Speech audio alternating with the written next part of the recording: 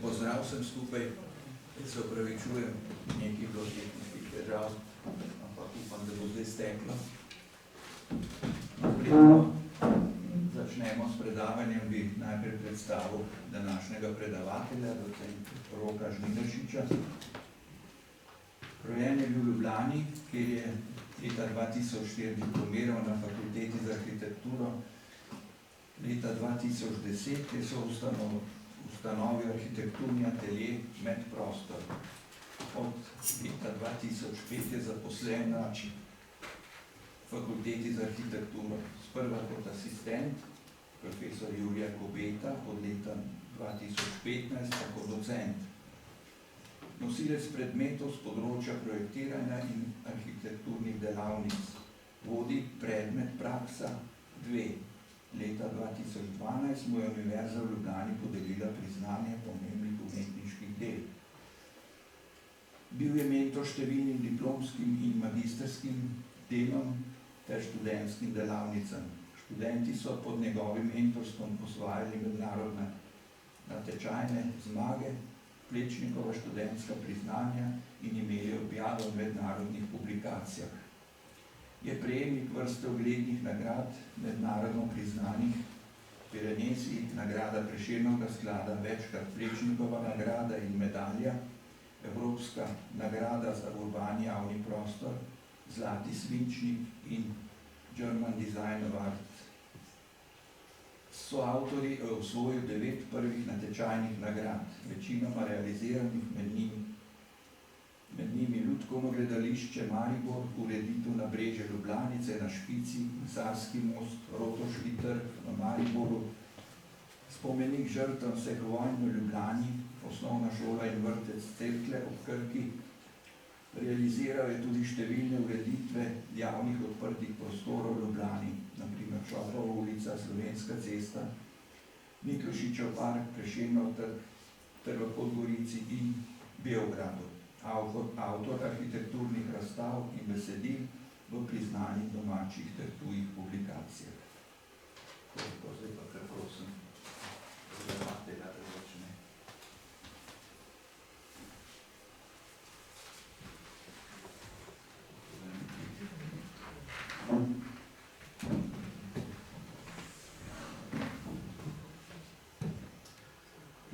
Pozdravljeni. Jaz sem vam danes iz svoje pozicije na mestni občini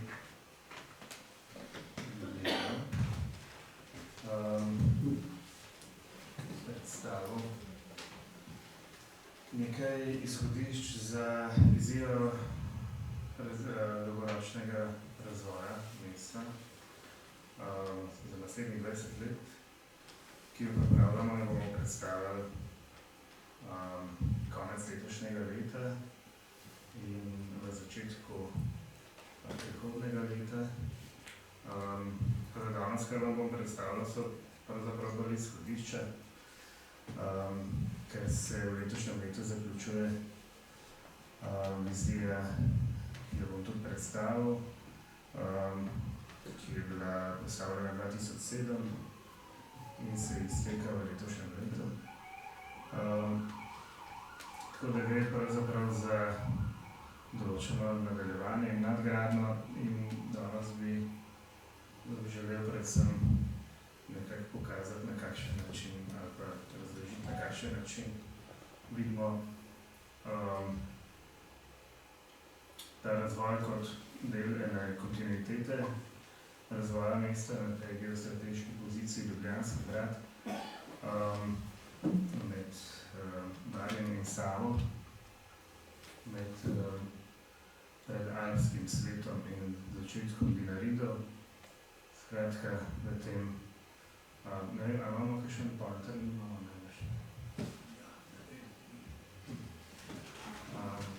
Ja ne, če je nepolični, da preprvamo okno.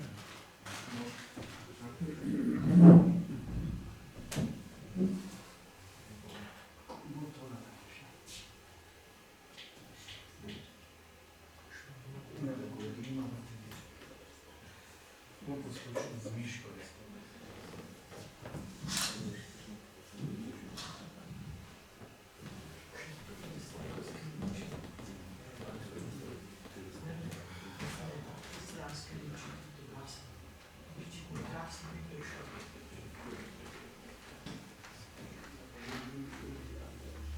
Tako da se bo malo videlo. Pa si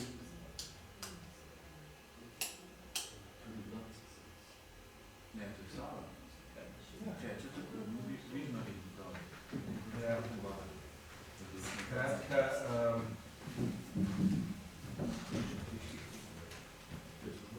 ja, Ljubljanska vrata, tukaj grad in Golovc, na to stran Rožnik,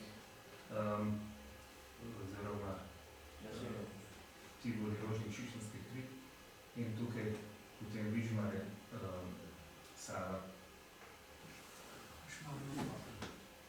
Pa Šmarnega v tem delu, ja. In pa Barje na tej strani. To je na fotografiji, sem jaz poslednji zapela lansko leto, sem se pelal na Zobno obalo predstavljati enega od ljubljanskih projektov na nepremičninski sejem v Cannes, kjer se vsako leto pravzaprav soočamo z razvojnimi praksami različnih svetovnih mest. Ja, zdaj, ljubljanski prostor, predvsem ta strateška točka, predstavlja tisto ožino ali pa pravzaprav najugodnejši prehod med Jadranskim morjem in Srednjo Evropo, kar je omogočilo poselitev pravzaprav tega prostora po zgodovini naprej. Poznamo kulturo Količ na Barju, ki segajo tudi v prostor urbanega dela Ljubljane, na Pulah, na Špici in tudi bolj proti centru mesta. To je prostor, ki je pravzaprav del tega poselitvenega obroča okoli Alp. In seveda je prostor, kjer je prav na tem mestu stala rimska Emona kot strateški vojaški tabor. In recimo, da je v tako strateško lego, ali pa to strateško lego opravičeval tudi Winston Churchill s tem svojim planom B, kako leta 1944 premagati ali pa kako pravzaprav osvojiti Evropo, premagati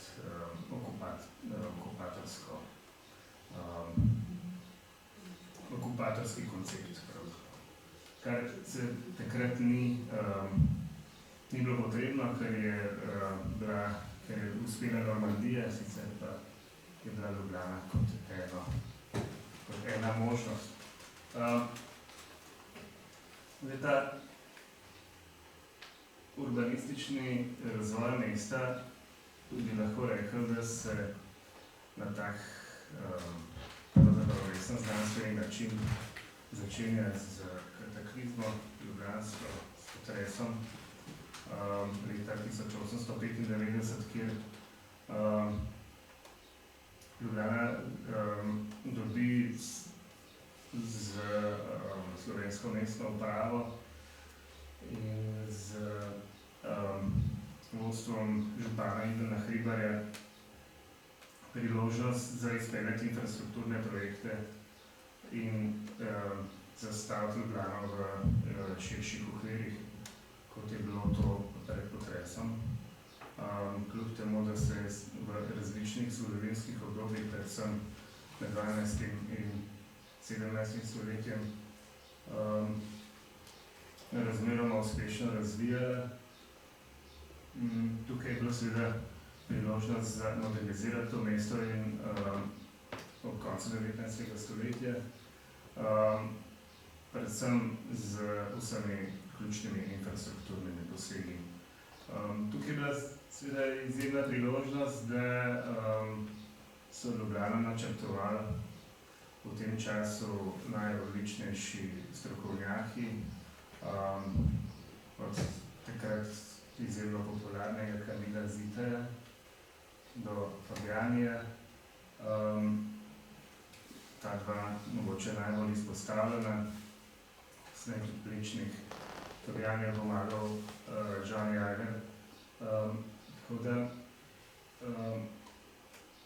je Ljubljana dobila nastavke sodobnega mesta, ki smo in še danes priča, ali pa določeni dni še pravzaprav niso izkoriščeni. Tukaj sta se križala dva koncepta Zitejev, ki je pravzaprav razumel razvoj mesta v odnosu do njegovih ključnih vrednot, dominant in razvijal mestno mrežo na način sekvenčnega prostora, ki se odpira v najbolj značilne redute mesta. Medtem ko Fabjani je to zastavil bolj racionalno, bolj pravzaprav po vzoru dunajskih praks, predvsem Wagnerjevih konceptov in postavil to racionalno shemo z novo prometno mrežo, z uvedbo ringa, današnjega notranjega mestnega obroča, ki je bil dokončan pravzaprav po 110 letih z izgradnjo Fabjanjevega mostu. Tukaj na povezavi Miloševe-Jerovške in s tem pravzaprav omogočil določeno prestrukturiranje centralnega mestnega območja, o čemer bom malo kasneje razložil. Sedaj smo po Fabjanjevih zaslugah dobili enega najznačilnejših secesijskih predelov mesta, s to zelo jasno prometno mrežo, z regulacijo stavbnih blokov in tudi z postavitvijo določenih ključnih javnih stavb, kot je še danes pravzaprav sodniška palača, zaenkrat še nepresežena ideja o državni inštituciji v mestu s pripadajočim javnim prostorom. Plečnik ta svoj urbanistični pristop nekako bazira na takratni gradbeni zakonodaji in na, ki je zelo opredelila že urbanizem mesta z regulacijo in seveda to na svoj način humanizira skozi svoj lasten jezik in nekako širi mesto delno na Fabjanjevih idejah in pa s postavitvijo novih javnih stavb, kot je recimo za Bežigradom pomembna vloga Plečnikovega štadiona za celo to območje. In seveda s Fabjanjevim že zastavljeno novo povezavo za novo pokopališče. Tukaj je ena karta, ki smo jo naredili študenti pred leti, ki kaže na realizirane Plečnikove ureditve v mestu, kjer se vidi pravzaprav neka razpršenost teh posegov, ki jih danes mogoče dojemamo bolj kot eno zaključeno celoto, ki so na en drugačen način povezani v celostno sliko tega povezanega območja za pešce. Je pa seveda pri Plečniku ključna ta to navezovanje, ta ideja, kako mesto dati z novo arhitekturo, z novimi posegi v mestni milje en drugačen drugačen značaj, bolj mediteranski. Namreč Ljubljana je pravzaprav imela do njegovih teh ključnih intervencij razmeroma značaj navezan na nemški prostor, tudi praktično do druge polovice 19. stoletja je bil ta prostor zaznamovan z nemškimi mestnimi upravami. Mesto je bilo tudi dvojezično, praktično do konca Avstro-Ogrske in tukaj moramo malo razumeti ta njegov časovni kontekst, ko z novo univerzo, z novo državo, povezanimi južnimi Slovani v novo državno entiteto pride priložnost za to, da se spremeni značaj tega nastavka glavnega mesta, ki je omogočila seveda eno drugačno samozavest, tudi nekako je bila ta ideja, da je ta prostor bolj vezan na Mediteran, na, če hočete, Benetke ali pa na antično tradicijo evropskega prostora. Tako lahko razumemo tudi dodatek tega ali pa dopolnitev tega Špitalskega mostu kot eno silhueto, ki jo poznamo iz glavnega mostu v Benetkah. Skratka, eni taki citati, ki so seveda se da razumeti na zelo različne načine, pa vendar gre tukaj za eno zavestno spreminjanje identitete tega prostora. Prostora, ki je definiran predvsem z odprtim vsem dostopnim javnim prostorom po meri človeka, ki se navezuje na zgodovinsko genezo tega prostora in je tako en tak, pravzaprav vsaka njegova poteza zrcali tudi zgodovinsko vlogo določenih lokacij v mestu. Ta Šuštarski most pravzaprav kot en prehod med dvema zgodovinskima deloma mesta, srednjeveškega kot ena dvorana nad vodo, predstavlja ta vhod v območje stika starega in mestnega trga in novega trga, kjer je potekala pravzaprav ta en tak ključnih prihodov v centralno mestno območje v srednjem veku. Namreč zelo zanimivo je to, da kako je recimo potekal obisk Ljubljane kot protokolarnega prostora, recimo, ko je bil gost pospremljen po najdaljši poti, ko bi bilo mogoče priti na mestni trg iz območja današnjega Prešernovega trga čez Špitalski most in direktno na Magistrat, se je pravzaprav vstopal na območju današnjega Kongresnega trga po današnji Gospodski in potem dol po Novem trgu in levo na današnji Šuštarski most in potem levo na mestni trg, da je pravzaprav ta mestna koliserija bila dovolj izrazita in da je pač mesto nekako napravilo primeren vtis na goste. Tukaj seveda velja poudariti določene kvalitete Plečnikovih intervencij, predvsem zato, ker so na nek način izhodišče za kasnejši razvoj.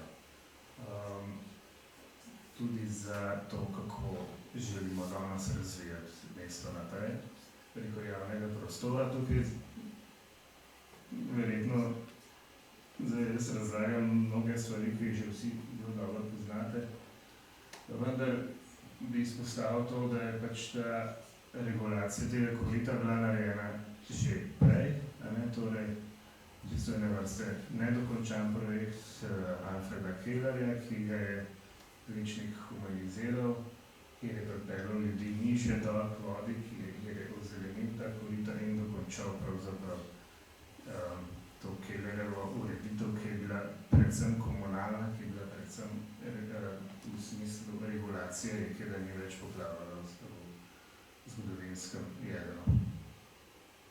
Namreč, prej sem pozabil povedati, razumevanje teh ljubljanskih vrat je seveda zelo pomembno tudi zato, ker je na območju tega ozkega prostora, na katerem kasneje stoji Emona, pravzaprav nastal jez zaradi savskih naplavin v zadnji poledenitvi oziroma po zadnji poledenitvi in je na teh ljubljanskih vratih nastal jez, kjer Ljubljanica pravzaprav ni mogla proti severu in s tem je nastalo veliko jezero. Preden je odteklo, je seveda trajalo več tisoč let. In s tem se je omogočilo to, kar sem prej omenil, se opravičujem, se to vračam nazaj.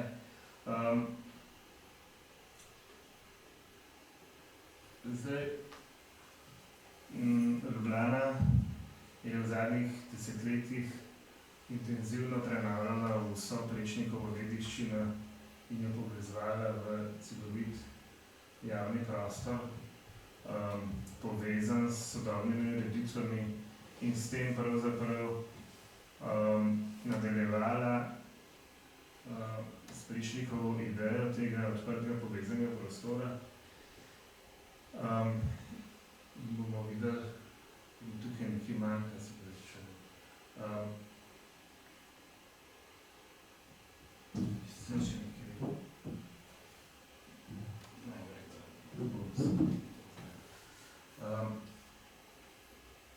zdaj,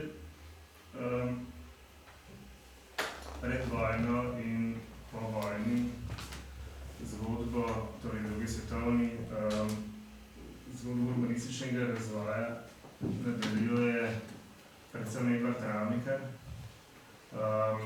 in kasneje njegovi diplomanti. Tole je načrt Ljubljane, s katerim je Travnikar zmagal na natečaju pred vojno leta 1939 z enimi idejami, kako pač to mesto razvijati predvsem po Le Corbusierjevih načelih,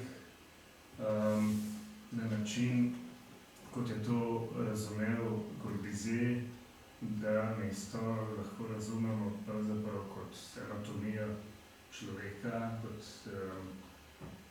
mesto razdeljeno po funkcionalnih delih, z centrom kot glavo, z zelenim kot pljučami in z seveda anatomijo potem glavnih prometnic in tako naprej. Mesto, ki je utemeljeno na Coningu, in to je bil pač eden od poskusov, kjer je Travnikar pravzaprav bolj ali manj celo življenje premišljeval razvoj tega mesta. Še posebej se je pa seveda ukvarjal s tem osrednjim delom označevalca ljubljanskih vrat in tega osrednjega trga, ki je Ljubljani dal eno, torej zgodovinskemu jedru Ljubljane dal eno novo dimenzijo. Sočasno se je Travnikar po vojni, ko je prevzel načrtovanje ljubljanskega urbanizma za en kratek čas, preden se je ustalil na fakulteti za arhitekturo. V premišljevanju tega, kako pravzaprav razumevati urbanistični razvoj Ljubljane, mesto s 300.000 prebivalci, približno toliko, kar jih Ljubljana še je danes. Soočal se je z mnogimi dilemami, ali mesto razvijati navznoter, ali ga razvijati v njegovem regionalnem okviru, ali ga razvijati v dualnem principu, kot ga vidimo tukaj, torej z novim središčem, z novim mestom na Savi. Kot je to recimo princip, kakršnemu je sledil Beograd, recimo, tudi zadnji. In odločili so se takrat vseeno, da zdaj on je seveda razlagal že v 50-ih letih o konceptu Slovenije kot dvomilijonskega mesta, povezanega z infrastrukturo, predvsem dobrih prometnih zvez, predvsem javnega prometa in potem krajših povezav vezanih predvsem na kolo. To je bilo očitno enih 80 let prezgodaj, ker pravzaprav je to nek koncept, ki ga želimo danes razvijati naprej. Razmišljajo tudi o tem, da bi lahko Ljubljano razumeli v regionalnem okviru, med Domžaljami, Grosupljem, Vrhniko, dobro povezanih in z javnim prometom in s tem pravzaprav razbremenili pač Ljubljanska vrata, ali pa to območje, ki je danes vseeno poseljeno v tej kapaciteti 300.000. On si predstavlja, da bi lahko nekje do 150.000 Ljubljane brez težav v tem regionalnem planu, kot ga je zastavil njegov diplomat Anton Pibernik, razvijali, ostalo pa pravzaprav v jačanju teh satelitskih mest ali pa naselij. Tako da na nek način je ratal en tak, bi lahko rekel, kompromis, kot je običajno pri urbanizmu, ko lahko pravzaprav določene stvari predvideš, določene ne. Ker je seveda ogromno enih faktorjev, ki vplivajo na razvoj mesta. Tukaj seveda se je, kot vemo, Ramikar odločil razvijati in njegovi seveda sodelavci razvijati mesto navznoter, ga zgoščevati. Znotraj konec koncev tega obroča, ki je kasneje nastal, avtocestnega, torej v nekih okvirih strnjenega mesta, ki so ga določale po robovih, predvsem nove soseske. V jedru je to mesto dobilo ta sodobni značaj v območju, ki je bilo do takrat ohranjeno zeleno, Nonski vrt, o čemer Ramikar še v enem intervjuju, mislim, da leta 40 govori o tem, kako se mu zdi edino smotrno, da ta prostor ostane nepozidan in zelen. Torej Nonski vrt, ki je pač ostal kot ena povezava med Grajskim hribom in Rožnikom, nepozidana in ohranjena. Pa vendar je, tako kot še večkrat kasneje, pravzaprav prevrednotil svoja stališča in predlagal to ureditev tega pravzaprav jedra bodoče države, tega odprtega prostora, ki je postavljen na tem pravzaprav zgodovinskem mestu, na severni liniji Emonskega obzidja, kot pravzaprav na eni pomembni točki, ki jo označuje že rimska imuna.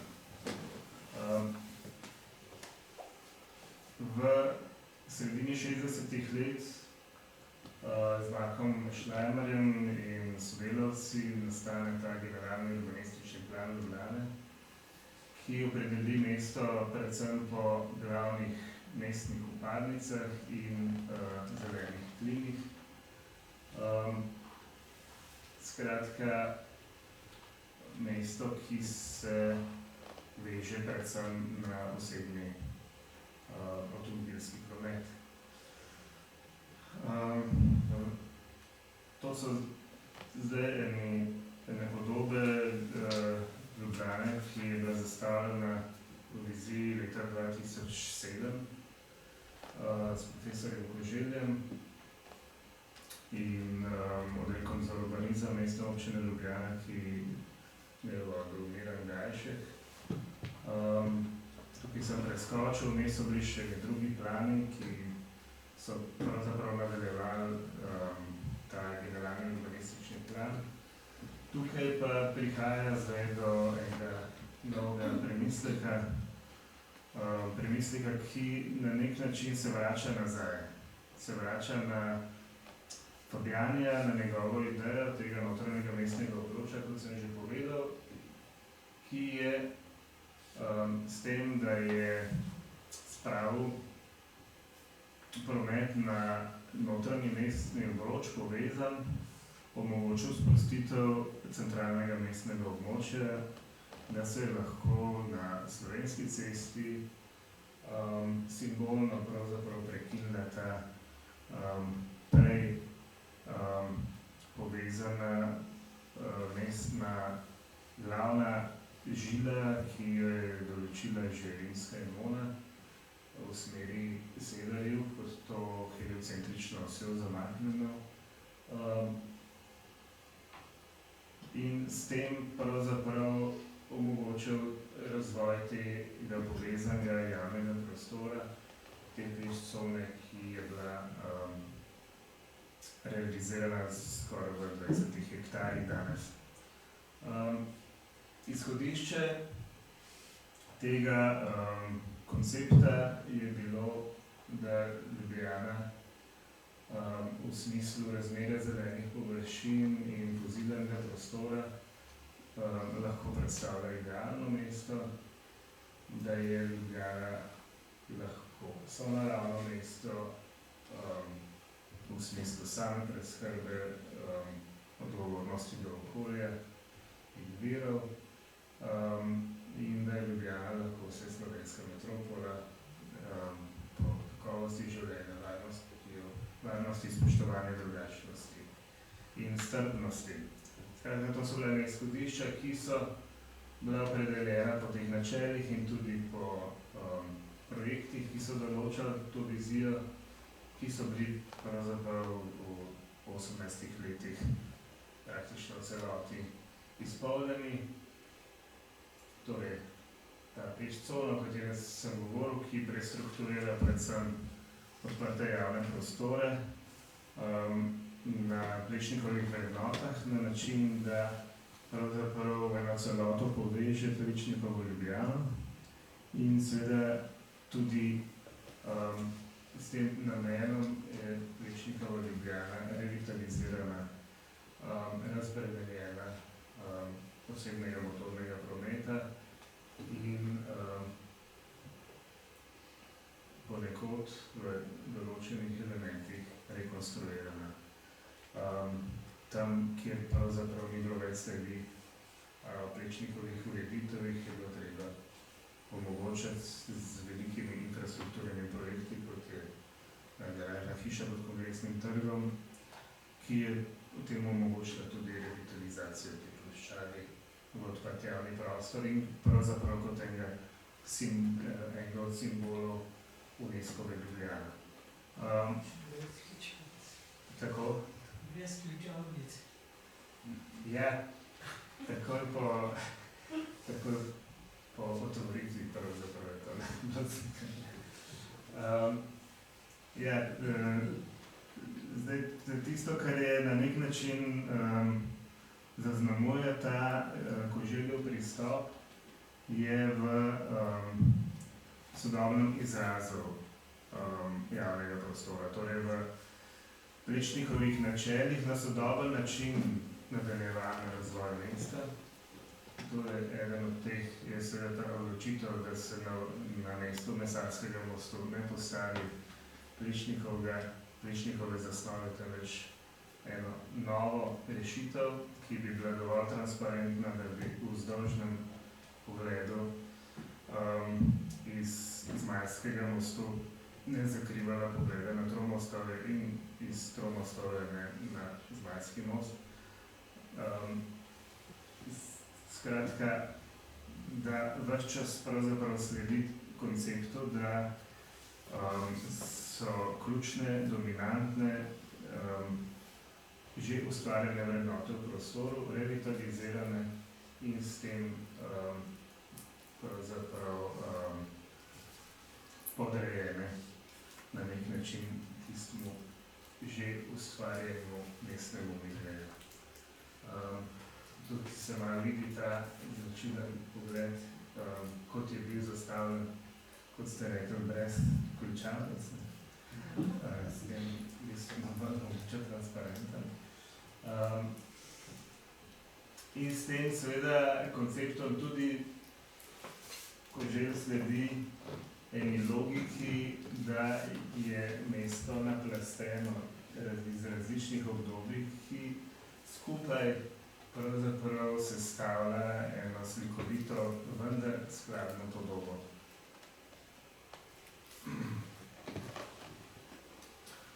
Ena velika ambicija je pravzaprav narejena na reki Ljubljanci, na novih mostovih,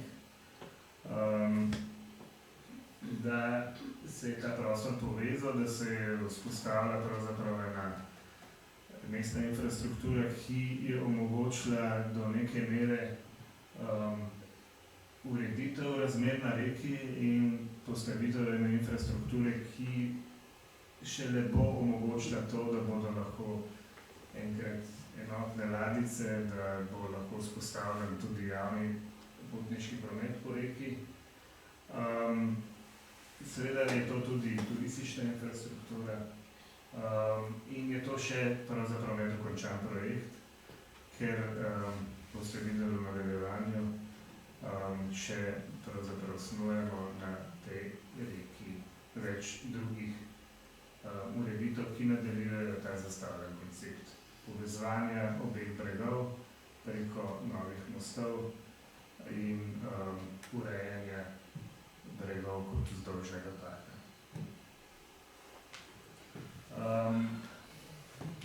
Ključni zgodovinski prostori mesta so postali ponovno namenjeni pešcem ali pa predvsem odprtemu prostoru, da se je vzpostavil ta nek simbolen prostor, ki je hkrati tudi seveda prostor glavnega mesta, reprezentira tudi prostor države. Mnogi se spomnimo, kako so bili vsi te bregovi zaparkirani, vključno z Novim trgom.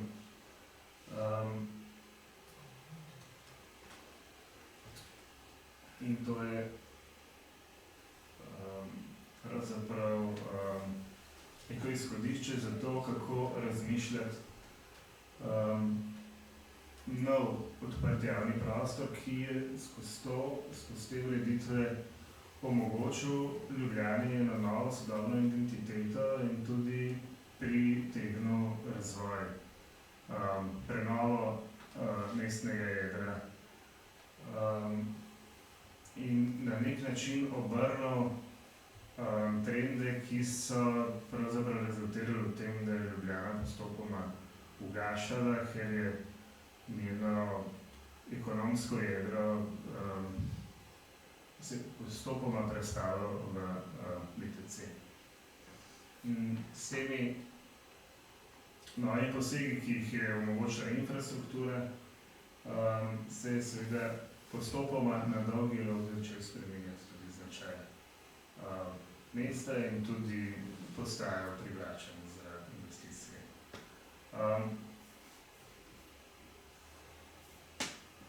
Seveda so odprti javni prostori tudi po Plečniku bili določeni in vzpostavljeni, pa eni redkih, to je Čopova ulica kot peš cona vzpostavljena v 70-ih letih in je to bil pravzaprav tudi en nastavek za to celovito prenovo.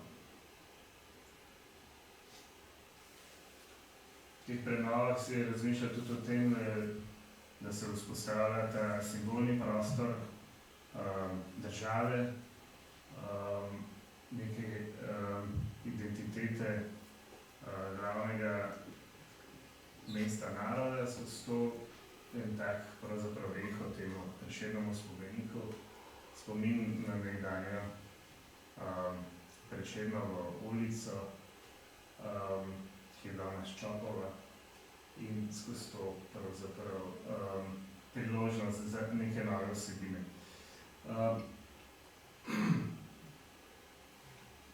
Vsi ti projekti so seveda v zelo različnih merilih, v zelo različnih pristopih. Tukaj gre predvsem za nadaljevanje razvoja mesta po enotnih načelih, vendar različnih izrazih, različnih arhitekturnih birojev, ki so ta prostor na nek nov avtorski način definirali v pravzaprav neko sodobno mesto. Tudi na zgodovinskih prostorih, kot je ta vstop Tržaške ulice v dostopno ulico k Rimski Gemoni. In seveda kot podaljšek odprtega javnega prostora je ključna tudi družbena infrastruktura, predvsem tista, ki pomeni prenovo zgodovinskih stavb. Tukaj bi izpostavil predvsem Cukrarno in Rok. Dve pomembni stavbi tega vzhodnega dela centralnega mestnega območja, ki bosta zdaj še z dodatnimi vsebinami, predvsem prenovo palače Cukrarna, kar bomo videli še malo kasneje, in pa razvojem območja Roške kasarne, na nek način postavljeno novo težišče tega dela mesta, skupaj še z projekti nove socialne garde v tem območju. Zdaj, če je Ljubljana s to prenovo, ki sem jo vsaj delno orisal po osnovnih načelih nadaljevanja pravzaprav Plečnikovih in Fabjanjevih idej in delno tudi Zitejevih, so bili te napori prepoznani predvsem v mednarodnem prostoru, ki skozi različne integracije z drugimi evropskimi in svetovnimi mesti pravzaprav ves čas ostajamo v dialogu in skozi to pravzaprav tudi krepimo svojo prepoznavnost in tudi na nek način valoriziramo koncepte in pristope k prenovi tega mesta. Tako Ljubljana dobila pač nekaj od pomembnih mednarodnih nagrad, ena je bila ta za nagrada za odprti javni prostor, ki jo podeljuje Kulturni center v Barceloni z pravzaprav neodvisnimi evropskimi inštitucijami, to je bilo predvsem za prenovo Ljubljanice in mostov, torej bregov Ljubljanice in mostov, nabrežij, pripadajočih trgov in premostitev, in pa Ljubljana je dobila ta naslov zelene prestolnice Zdaj, od tukaj naprej se ukvarjamo predvsem s tem, kako nadaljevati, kako razumeti razvoj Ljubljane na teh osnovah naprej. In sicer se je mesto priključilo tej pobudi 100 evropskih mest, ki so se zavezale k podnebni nevtralnosti. In tukaj želimo krepiti predvsem ta razvoj, ki seveda je na nek način, za katerega so ključne te točke, torej vprašanje dostopnosti, integracije zelene in modre infrastrukture, samooskrba, energetska in prehranska, gospodarjenje z naravnimi viri. Tukaj seveda je ključno zdaj razumeti, kako bomo Ljubljano, do kam bomo širili, koliko prebivalcev si predstavljamo, da lahko prenese to mesto, da bi lahko ohranili obstoječe vrednote bivanja, ki so nam vsem dragocene, in kako razumeti Ljubljano v okvirih njene urbane regije, v razmerju do pravzaprav ostalih občin ljubljanske urbane regije, ki seveda obsegajo cel ta prostor med Kranjem in Grosupljem, med Kamnikom in Vrhniko. In tukaj seveda je ključno razumeti, kako bomo porazdelili funkcije posameznim predelom, kako jih bomo povezali med sabo na kvaliteten način in kako bomo poskušali ohranjati čim več odprtih zelenih površin, torej kot nadaljevanje odprtega javnega prostora, predvsem skrb za odprte nepozidane zelene površine. Tukaj kažem ta projekt povezave centralnega mestnega območja z Barjem, z ključnim pravzaprav rekreacijskim, naravnim zaledjem, biodiverzitetnim prostorom arheologije in pravzaprav najpomembnejšim zavarovalnim delom v neposredni bližini centra mesta.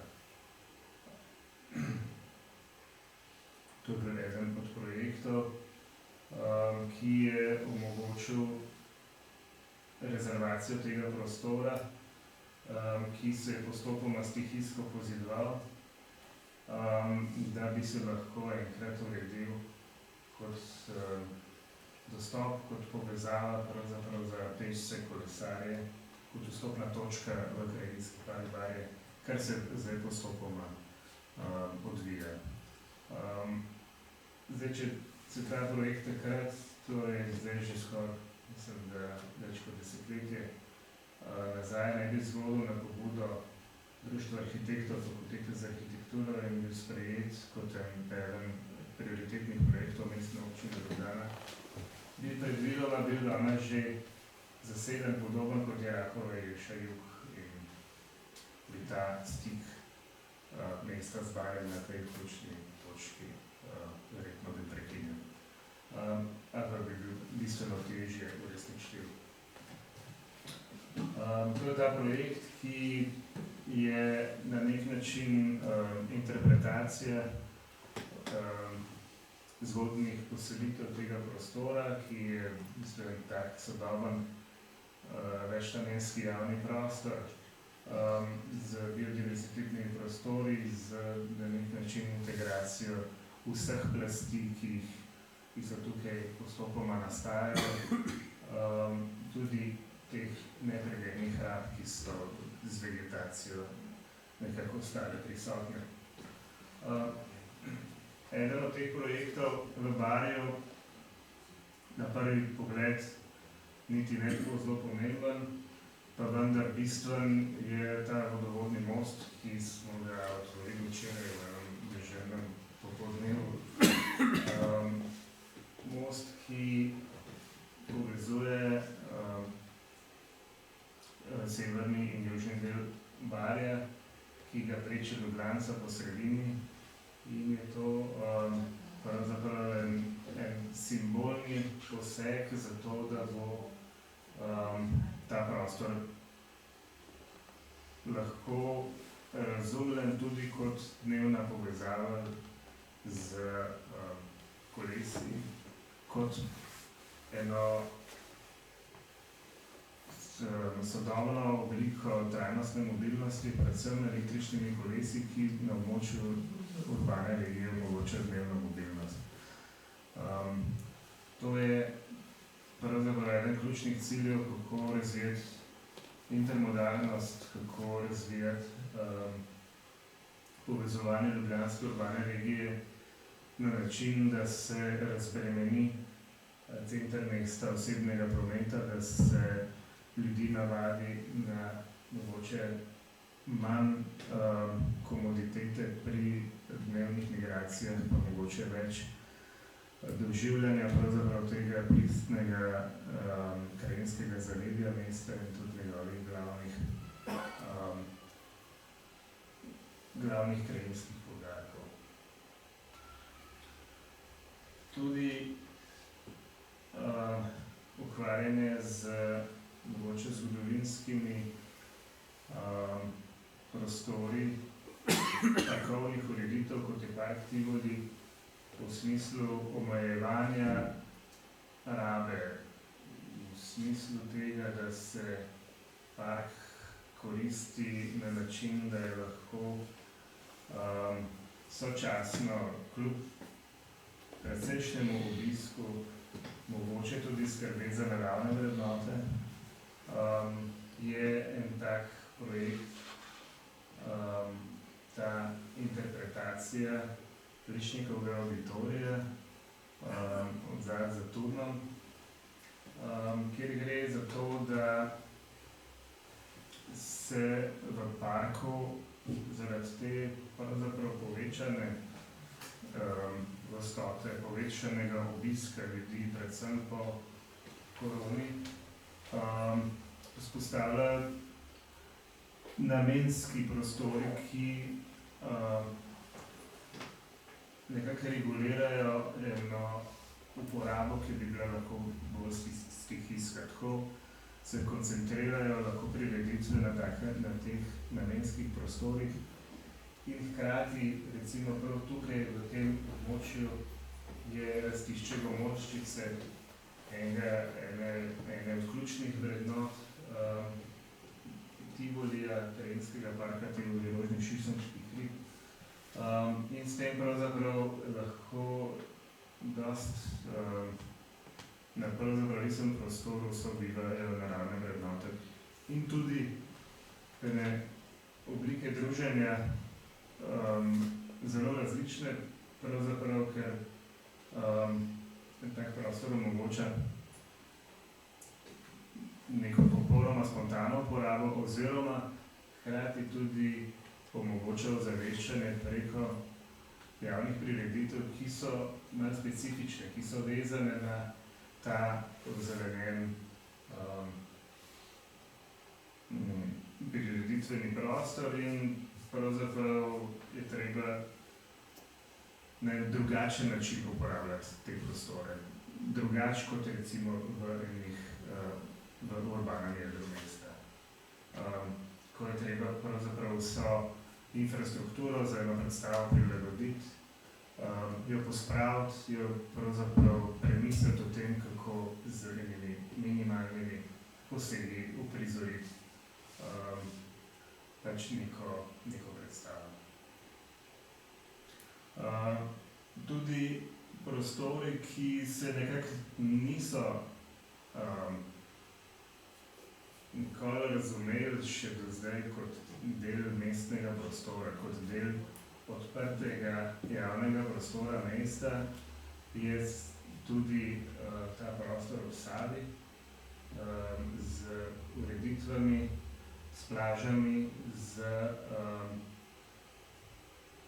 na nek način krajinsko-arhitekturnimi posegi, ki pomagajo ozaveščati te robove mesta, da je to pravzaprav del mestnega rekreacijskega prostora, da je to en dragocen prostor, tudi če je pod daljnovodom, da se ga da za ene take prostočasne, začasne rabe, sploh zdaj, ko te reke postajajo čistejše, kot so bile, kvalitetno uporabljati in razumeti kot del mesta. Podoben ta prostor med Štepanskim naseljem in Fužinami, najbolj gosto naseljen del mesta, ki je pravzaprav povezan z reko, pa vendar je bil pred posegom ta prostor nepovezan, vizualno ločen. Z odpiranjem določenega dela vegetativnega pokrova na robovih, na bregovih reke je to postal en povezan prostor, je s temi minimalnimi ureditvami kar naenkrat vzpostavljena povezava obeh bregov in ta prostor nekako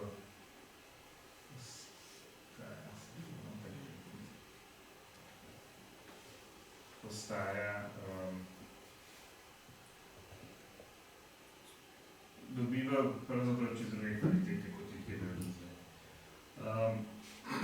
Še eno tako območje, ki je bilo tukaj v tem primeru prav zapuščena industrijska gramoznica, oziroma Dinokop, se pravičujem, preoblikovan v kvaliteten javni prostor, ki je omogočil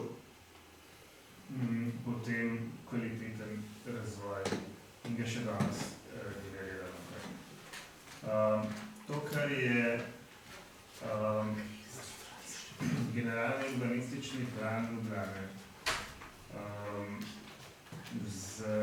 opredelil kot ključne vrednote, ki so bile celo 20. stoletje, pravzaprav celo drugo polovico 20. stoletja, nekaj glavno vodilo razvoja tega mesta. Danes vidimo tudi kot priložnost prestrukturiranja tega prostora na podlagi tega, da lahko prevrednotimo določene do zdaj ustvarjene prostore. In tudi tista ključna izhodišča, ki jih je imela vizija 2025. In zdaj, če izhajamo iz predpostavke, da je lahko Ljubljana idealno mesto, se lahko pravzaprav na tem, kar je bilo v zadnjih desetletjih narejeno, učimo in poskušamo nadgraditi v smislu kakovostne podobe mesta in mestne krajine, da bi te vrednote, o katerih sem govoril, lahko utemeljili na čim bolj pravzaprav celostno, da pojem sonaravnega mesta poskušamo nadgraditi v mesto odporno na podnebne spremembe in da vseslovensko metropolo, ki je na nek način suprečen za neke tipkarske napake, ki so se zgodile. Na mesto, ki je dobro dostopno in dobro povezano, predvsem v regionalnih okvirih in tudi v okvirih države. Skratka, da se te osnovne koncepte iz vizije 2025 nadgradi na en tak sodoben način, bom zdaj poskušal malo opisati te principe. To smo lansko leto v okviru več delavnic, ki so potekale v Rogu in pa na enem simpoziju v Kinu Šiška, prediskutirali s kolegi mestnimi arhitekti iz različnih evropskih mest, iz Danske, Katalonije, Avstrije in drugih, za nas Belgije in za nas relevantnih okolij, ki po različnih principih pravzaprav nagovarjajo tiste vrednote, ki jih želimo razvijati naprej. Tako se smo z Barcelono v partnerstvu Superbloka, kjer želimo obstoječo mestno strukturo uličnih blokov diferencirati v smislu tega, kar počnejo v zdaj že mnogih evropskih mestih po vzoru Barcelone.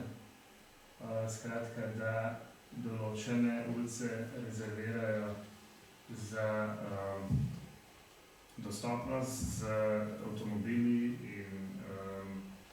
in torej z individualnimi motornimi vozili, medtem ko določene druge ulice namenijo javnemu prometu, predvsem oziroma pešcem in kolesarjem, in s tem seveda tudi dobijo neko možnost ozelenjevanja teh prostorov, da lahko postanejo seveda bolj prijazni pešcem in kolesarjem, in sicer da lahko skozi to vzpostavijo bolj prijetno in varno mestno okolje za prebivalce.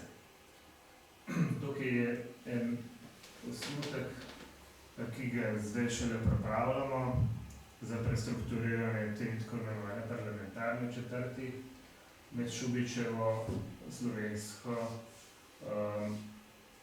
Gosposvetsko in Blajvajsovo. To prestrukturiranje pravzaprav omogoča nova garaža pod kopališčem Ilirija, ki je tukaj in svojo kapaciteto omogoča sprostitev parkiranja na površini in s tem seveda omogočanje razvoja koncepta Superblok. Zaenkrat vam več kot to ne morem pokazati, ker gre za en projekt, ki je v razvoju. To je že omenjen projekt misije 100, ki bo Ljubljani omogočil tudi določena ugodnejša financiranja za razvoj infrastrukture, za energetsko čim bolj neodvisno shemo. Tukaj so našteti nekaj ključnih energetskih projektov, vključno z nadgradnjo ljubljanskega potniškega prometa. Potem bom čisto na koncu malo povedal. In tukaj zdaj še bom predstavil nekaj projektov, ki zrcalijo pravzaprav te vrednote, ki jih bomo celostno predstavili v tem dokumentu Vizija 2045. In sicer Ljubljanca, ki je bila v območju od Špice do Ambroževega trga nekako prenovljena bolj ali manj, njeni bregovi in novi mostovi. Jo želimo nadgraditi v to sklenjeno krožno plovno pot. S tem dobimo približno 10 10 km vzdolžnega parka, če pogledamo od dva bregova, je to 20 km novih odprtih površin skupaj s tema 2 kilometroma in pol v že obstoječem delu. Zato predvidevamo nadgradnjo zapornic na Ambroževem trgu, novo zapornico v Grubarjevem kanalu in pa zapornico pod Sotočjem, kar bo s spravnicami in ribjimi stezami omogočal idejo Ljubljane, tega srednjega dela mesta okrog Grajskega hriba kot potoka, kar bo omogočalo novo pravzaprav nov javni prostor, novo povezavo, konec koncev tudi v smislu javnega prometa na reki in pa navezave določenih območij na nove ureditve. Tako predvidevamo razširitev botaničnega vrta vzdolž Grubarjevega kanala na to območje med železnico in Grubarjevim kanalom in sproti Kodeljevega. Na ta način dobimo eno pomembno povezavo tukaj Poljan z Volovcem, z novo tudi premostitvijo, z novo postajo na Dolenjski cesti, ki bo, Dolenjski železnici, ki bo omogočila to najkrajšo povezavo med železnico in centrom. Potem bom tudi govoril o teh železnicah čisto na koncu.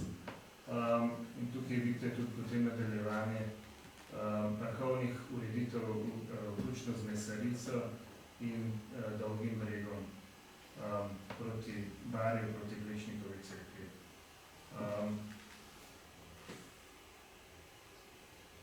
To je najbolj podroben načrt tega, kjer so opredeljene zapornice. Stara zapornica ostane kot tehnični spomenik tukaj in bo omogočila neke nove rabe. Bo pa seveda ta regulirana oziroma ta dvignjena gladina reke v Grubarjevem kanalu in Moščanskem delu Ljubljanice omogoča tudi določene rabe, ki jih drugje na reki ne moramo imeti, predvsem vodne športe vezane tudi na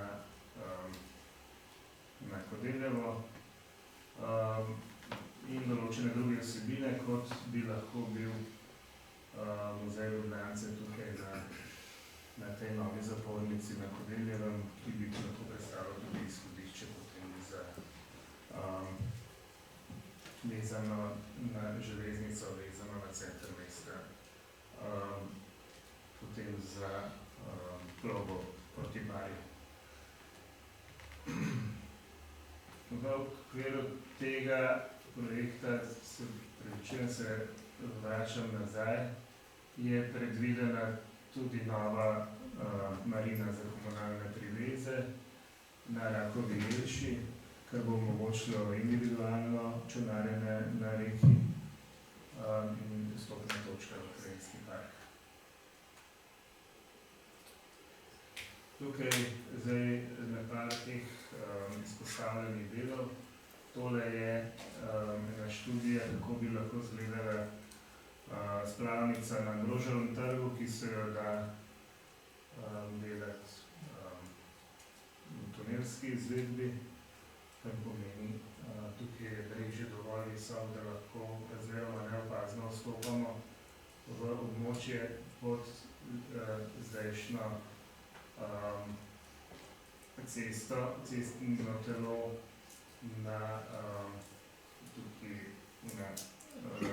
v izteku tega poljanskega nasipa in se potem tik pred palačo Cukradna priključujemo na spodnji vodostaj Ljubljanice.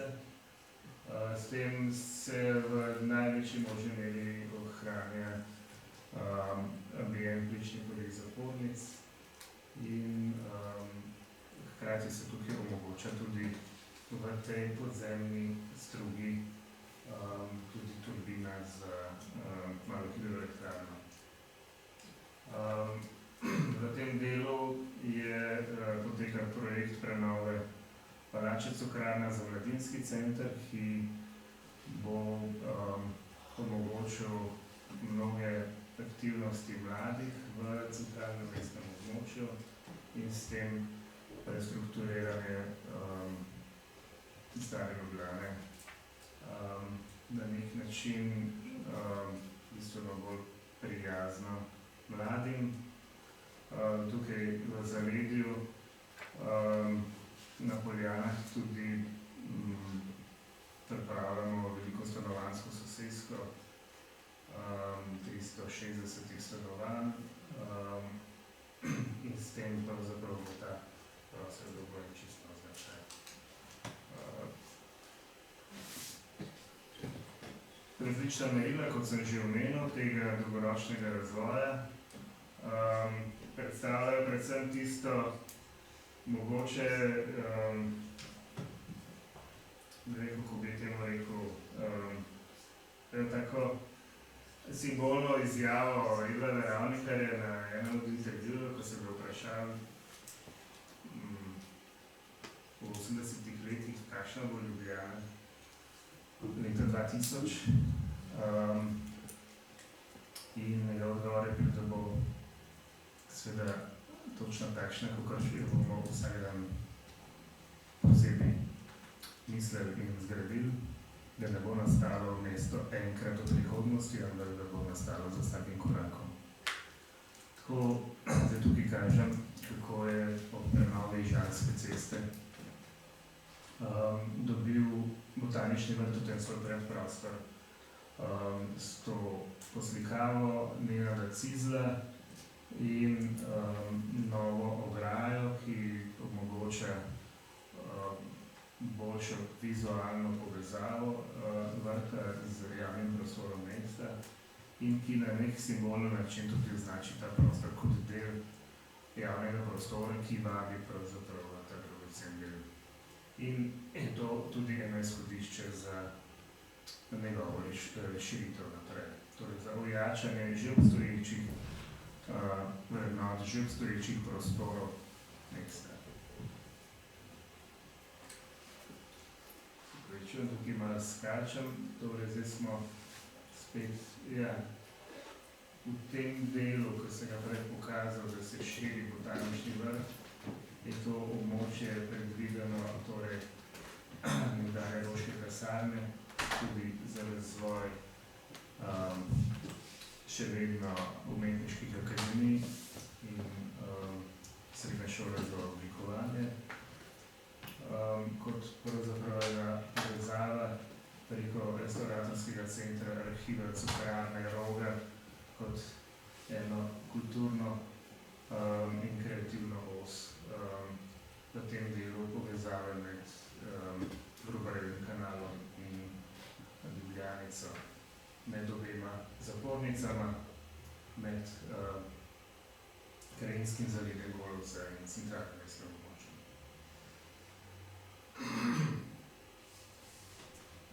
Eden od takih projektov, ki se še ki nadaljuje prejšnje strategije oziroma se dokončuje, je tudi ta doživljajski most med Fužinami in Štefanskim naseljem, ki se ravnokar gradi.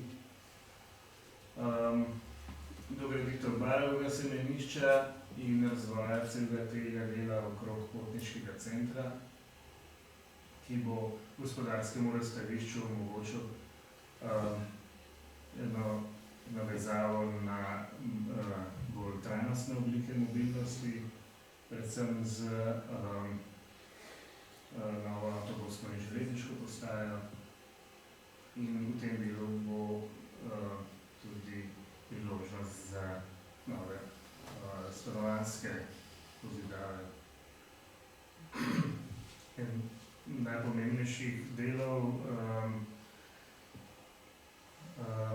družbene infrastrukture za Bežigradom, razširitev oziroma zaključitev barvnega semenišča s programom dvoran Mladinskega gledališča in programi Pionirskega doma skupaj s študentskimi domovi predstavljajo težišče tega dela južnega Bežigrada.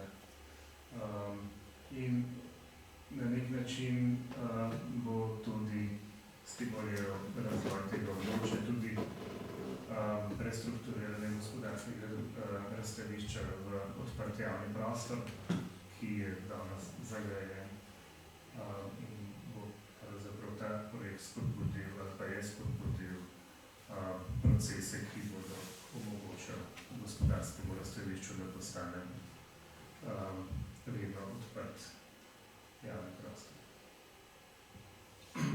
Kot nadaljevanje tega predprostora gledališča. Potniški center Ljubljana z novim Masarikovim bulvarjem, ki bo predvidoma omogočil z vsemi kapacitetami, ki jih ima in s to pravzaprav največjo intermodalno točko v mestu, prestrukturiranje tega dela mesta južno od Masarikove, predvsem v smislu superbloka, podobno kakor Ilirija parlamentarne četrti, torej da se bodo lahko Miklošičeva, Kolodvorska, Njegoševa, Majstrova preoblikovale za pešcem in kolesarjem bolj prijazne ulice in tudi bolj zelenjene. In seveda hkrati je tudi priložnost za to, da notranji mestni območ postane krožna linija javnega potniškega prometa. Prestrukturiranje roba Tivolija, ledene dvorane na robu Hala Tivoli omogoča ozelenitev tega prostora in umik odprtih parkirnih površin v tem območju in s tem se tudi razvoja Uniona v bodoče, s čimer se bomo ukvarjali tudi v viziji 2045. Razvoj Južnega trga kot podaljška, kot zaključek Vegove ulice,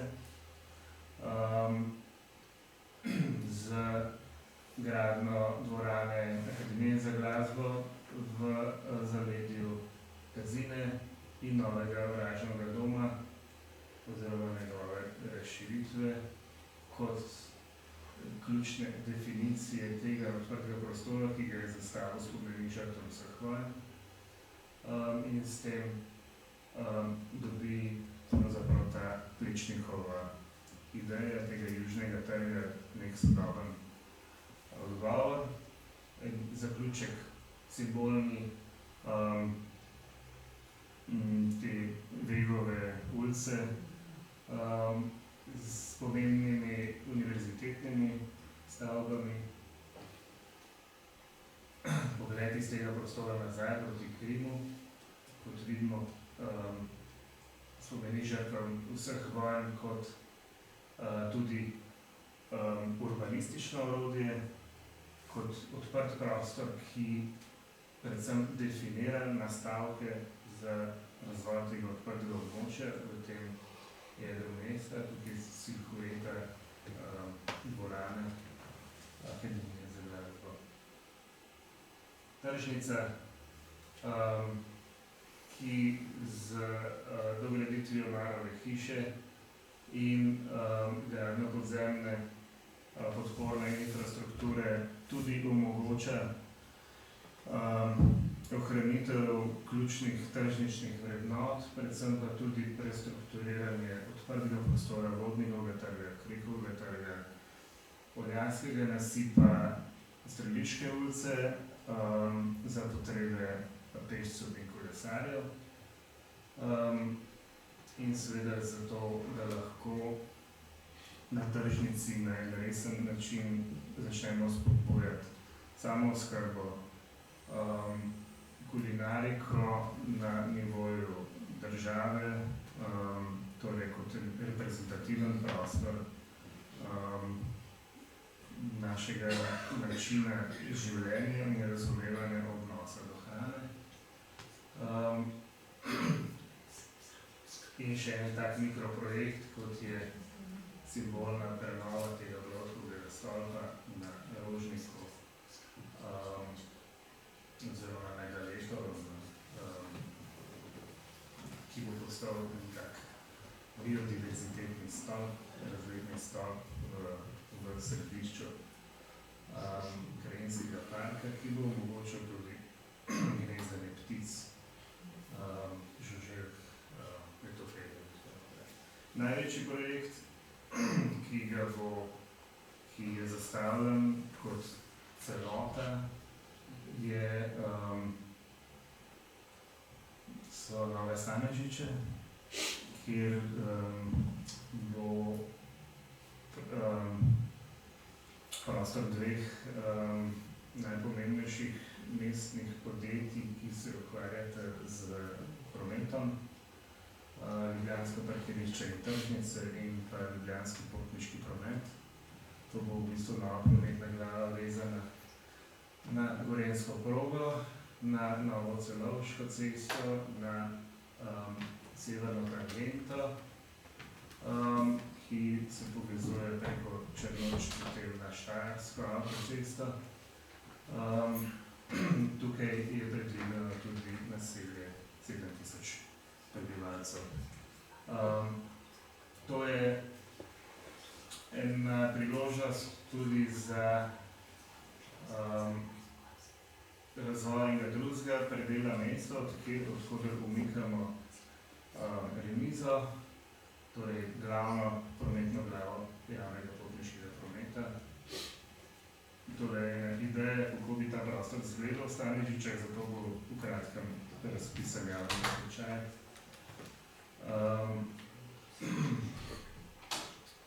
Seveda, največjo dobrobit tega projekta bo